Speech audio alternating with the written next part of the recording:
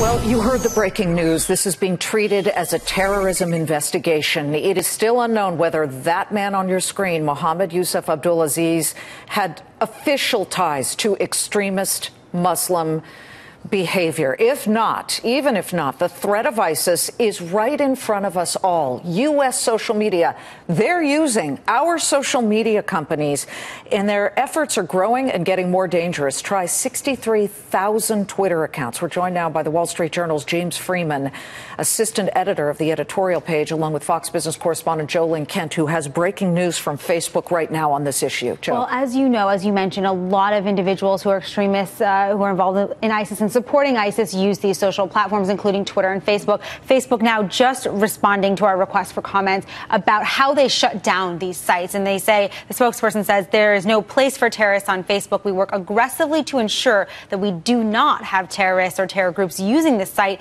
and that they remove any content that praises or supports terrorism. They go on to say that they have more than 1.4 billion people that help them by using Facebook to monitor this. So they do have a global team working around the clock to do this.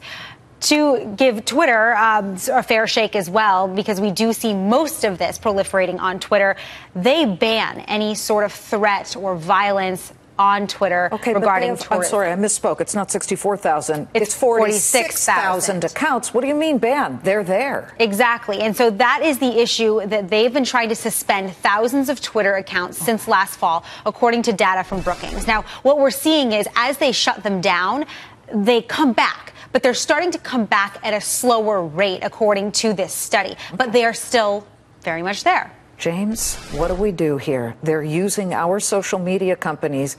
I mean, we're all on Twitter. I'm at Liz Clayman. I'm promoting the show. And then these nefarious, evil people are jumping on here and spreading their word, and they love it. Yeah, and it's great to have Twitter and Facebook do good faith efforts to knock out terrorist communications. I guess not a positive, but one thing that all of this does is if we want to exploit our technological advantages, this is a lot of information. This is a lot of information if our intelligence agencies, our law enforcement want to use it. Your previous guest mentioned how there were a lot of red flags here. It looks like that we're not connected, not recognized. So I think as we think about, I know Americans get very concerned, and they should, about the government having too much of a surveillance power, but this is also a moment to realize that technology, the ability to do surveillance under the rule of law, is our great advantage over the bad guys in the world. The Senate Intelligence Committee has taken this up. They recently approved a bill that is bound for the Senate to actually monitor all terrorist activity. That would require companies like Facebook and Twitter and YouTube to notify federal authorities of any of this quote-unquote terrorist activity on their platforms. And that's according to Reuters. We don't have a sense yet of when that would be moved, but it would also be required that the House propose something very similar for it to actually be enacted into law. Why don't we outsmart them and then use their stupid tweets, to trace back to them? Right. Is that government surveillance that I would say we probably, before we start putting obligations on companies to report and comply with new rules from Washington, I would say let's first have Washington do a better job of gathering data and understanding it. And also, the media has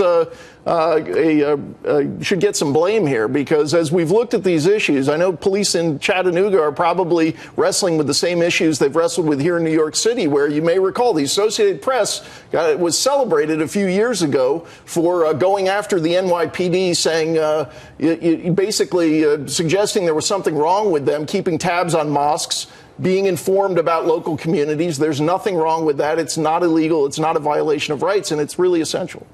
Thank you both very much, Joe Lynn Kent. Serious debate there, yeah. Yeah, it really is. But when you've got this right in front of you, and four amazing military involvement people, the Marines, it's just so heartbreaking.